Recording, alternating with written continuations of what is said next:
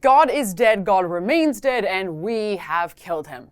It's probably Friedrich Nietzsche's most famous quote, but left to me, I'd see it amended as follows. It isn't God that's dead, but reason that's dead. And yes, humans are still to blame. So from dinner parties to podcasts to primetime TV, one question keeps on coming up about America's polarized politics and where it's ultimately heading. Is a civil war on the horizon? It seems pretty out there as a thought experiment, but that doesn't change the fact that ever since Trump's been elected, well, the question has become more commonplace than probably you and I want to admit. Can the world's largest temper tantrum turn into something else? Is a civil war brewing in the United States of America? All right, here's what I think. I think that a civil war is actually already here. Now, it's just a question of how violent it's going to become. While there are plenty of places to look for fault lines that will separate the opposing sides, if I had put my money on which parts of society are destined to reach fever pitch before any of the others, no, it will not be a war along racial differences. Oh shit, here we go! It's on! Race war! Race war! Race war! Race war's on, everybody! And unlike, say, Europe, I don't believe that religious war will take root in America anytime soon. Actually, I think it'll be millennial Americans on opposite sides of the now radicalized political spectrum who are most likely to intensify the civil war already being waged in America. Okay, so before I tell you why I think millennials are fertile grounds for an escalated civil war, a quick comment on why I say America is already engaged in war. Very simply, America has been engulfed in a cultural war since the 1960s, which includes an embedded political war, one that intensifies every time that there's a Republican in office. Meantime, a peaceful revolution has just taken place, but millennial leftists, well, they won't have any of it. All right, let me explain. First, the cultural civil war. It's one that was actually initiated and continues to be propagated today by the left, aka progressives, aka social justice warriors, all of whom are direct descendants of American cultural Marxists and postmodernists. Of course, not every SJW is a hardcore socialist or Marxist. More of them are just the useful idiots that Vladimir Lenin talked about. However, theories of social justice that today's left subscribe to simply teach the same failed socialist politics of yesterday. The whole movement can basically boil down to this: taking from one and giving to another in a system where man relies and eventually desires the government from, well, cradle to grave, while it's all done tactfully through a method of divide and conquer. Now, while the left would have you believe that these cultural changes that have taken place in America since the 60s have been just organic march of progress through a brave new world, you and I both know that's a crock of you-know-what.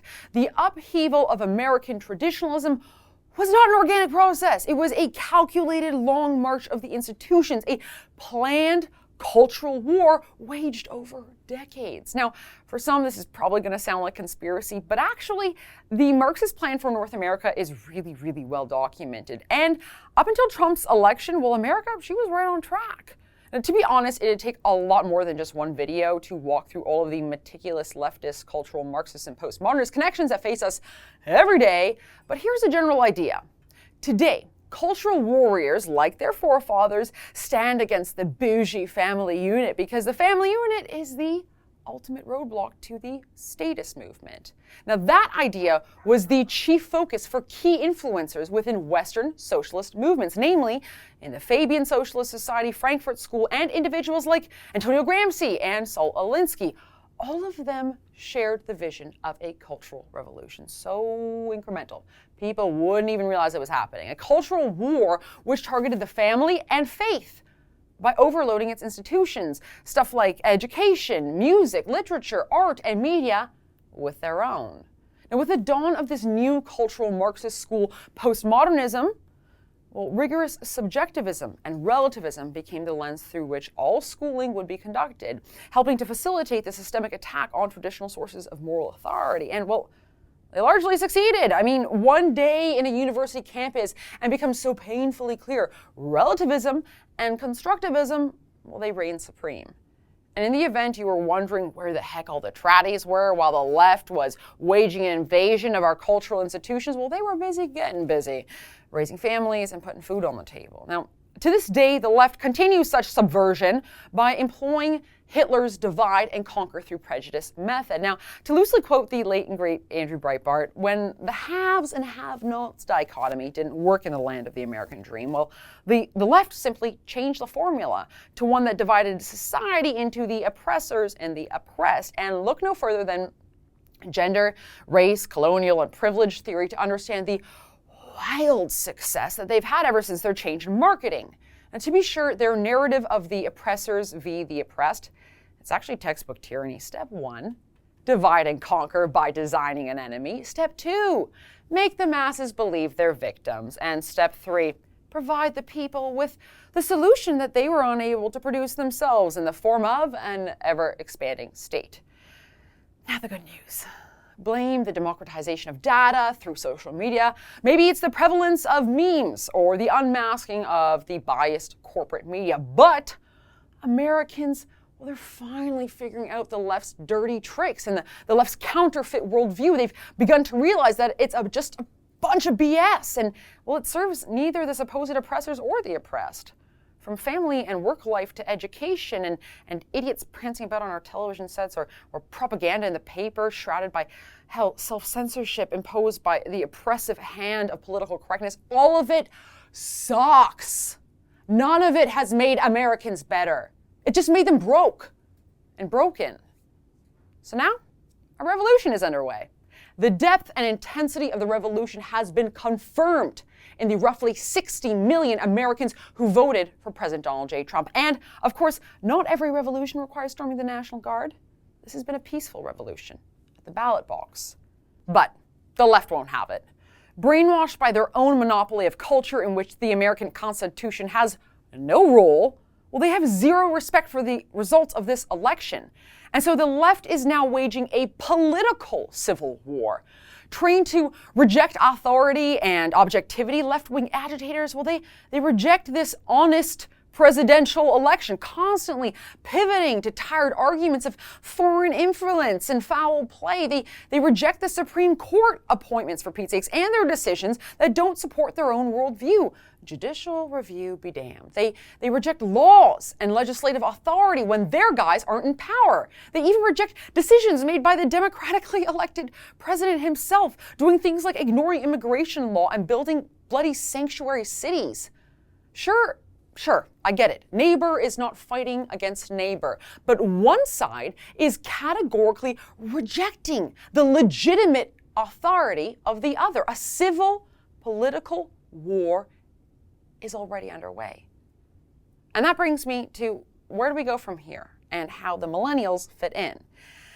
As the left loses its monopoly on politics and culture amid a right-leaning revolution, well, the left are resorting to way more desperate tools to get their way, specifically millennials on the left. While their older professors and feministas don pussy hats and screech on the street, well, millennials on the left, well, they've really become radicalized. Of course, every American citizen has the right to protest, and I respect that, but increasingly it's not just protest. It's people who are using violent means to destroy the democratic system. They're joining groups like Antifa, where protest is code for riot. Now, left-leaning millennials, well, they're taking to the streets. They're throwing projectiles. They're lighting cars on fire. They're using air horns to overpower their opponents' views and macing, even punching people simply because they have a different opinion. Why? Well, because the indoctrination that they've received has not fostered within them a love of democracy. Or, more importantly, a love or ability for free speech. The cultural Marxists and postmodernists behind their academic pulpits, well, they have not cultivated in them a capacity to think critically or to reason. They don't know how to make arguments. They've never been taught how to debate. This next generation of millennials on the left are not interested in discussing political ideas because they don't know how. No part of their culture ever offered them an alternative. And when faced with their new reality and zero tools on how to express themselves, well, they lash out. When human beings lose the capacity to express themselves in word, they do so indeed. So what's been the effect of the surge of violent outbursts and quelling of debate for millennials on the right? Well, some of them are, admittedly, they've taken to romanticizing authoritarianism, to be honest. Millennials on the right are growing tired of the left's undemocratic and childish, if not totally abusive methods. And this, in turn, is creating a sort of weird radicalization on the right too. Millennials who think to themselves, hell, we shut up and lived under your stupid rules, your executive orders, and we were suffocated under your culture of relativism, of globalism, and subversion for 8 damn years. It's your turn now, because we're in charge. You know, I think that there are a lot of old-timers out there who think that the millennial generation is just too busy navel-gazing to give a damn about the political climate around them. But honestly, those people are really out of touch. One consideration of the mass walkouts at universities, of protests and rallies, and just a lot more, it becomes really clear. Millennials are more passionate, even if more polarized, about politics than the generation before them. However, politics, well, they're different now. The radicalization on both sides increases by the day as one side remains brainwashed into believing that they're punching literally Hitler, and the other side, well, they're bullied into silence despite the fact that they have a legitimate majority rule. You know, I can't help but think about the backs upon which the West's wars were won. I know it sounds weird, maybe a little bit dramatic, but stick with me. Our military wasn't composed of professors and TV anchors and politicians, right? It was composed of young men. Young men who believed so strongly in their political worldview. They were ready to lay down their lives in the name of combating what they perceived to be as true evil. And well, one glance behind both the black balaclavas and the bros in MAGA ball caps, and it becomes really clear. There's a new generation of young men who believe in their causes with every single cell of their beings. The only question is, how far will they push each other? And what will be the result if reason isn't revived? For the Rebel.media, I'm Faith Goldy. If you enjoyed that video, please click like below and don't forget to subscribe to our YouTube channel.